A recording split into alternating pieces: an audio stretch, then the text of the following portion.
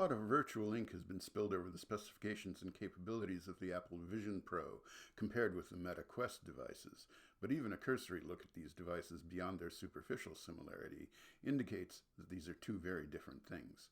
They're made with very different intentions. What makes the Apple Vision Pro special? Especially in contrast with the Meta Quest. Both are self-contained mixed virtual reality and augmented reality headsets. Both of them have operating systems, but you probably haven't heard much about the Meta Quest operating system. It's called VROS for obvious reasons. It is based on the Android open source project. Well, that's a very sensible choice if you need a lot of operating system infrastructure without spending a lot of time building it yourself. The role of VROS is mostly as an application launcher. The MetaQuest VR headsets can be characterized as a game console you wear on your face. That is reinforced by the fact that the input devices for the MetaQuest are most easily explained as a game controller that was cut in half for the left hand and half for the right.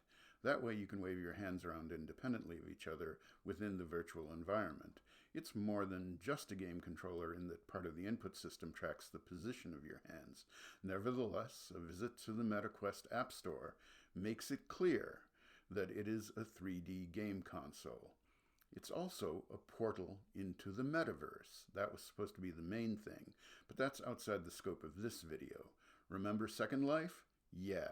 Come at me, metaverse fans. The Apple Vision Pro could not be more different. Vision Pro is an Apple computer for your face. It is a new paradigm. The Macintosh is a mouse and keyboard device. The iPhone and iPad are touch devices. And the Vision Pro is what Apple calls a spatial computing device. Just as the iPad isn't a touch Macintosh, the Vision Pro isn't an iPad you wear on your face. It has a whole new system of inputs and outputs, just as the Macintosh pulled together the various ingredients of the desktop metaphor computing environment, combining a graphical display, a pointing device, and a keyboard, and combine these into a well-defined computing environment. The Vision Pro takes the elements of virtual reality, augmented reality, eye tracking, position tracking, depth sensing, gesture recognition, and, instead of just providing an API into these inputs for the purpose of implementing 3D games, the Vision Pro creates an immersive computing environment related to, but distinct from, macOS, iOS, and iPadOS.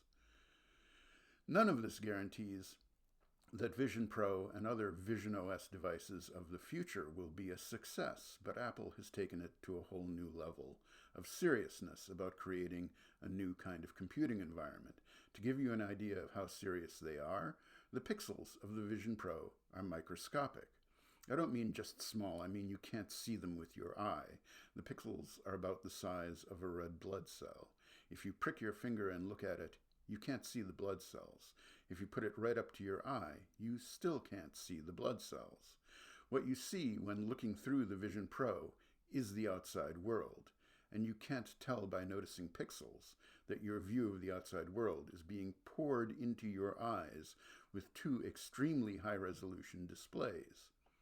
Whether that's of value to anyone is an open question. But Vision Pro is a lot more than a 3D game console. It is a new computing platform. Okay, I can tell you metaverse enthusiasts are seething at my dismissiveness. It's a failed experiment because it was supposed to be a social and communications environment. You could shop and learn and have social interactions. Oh snap, that still sounds like Second Life.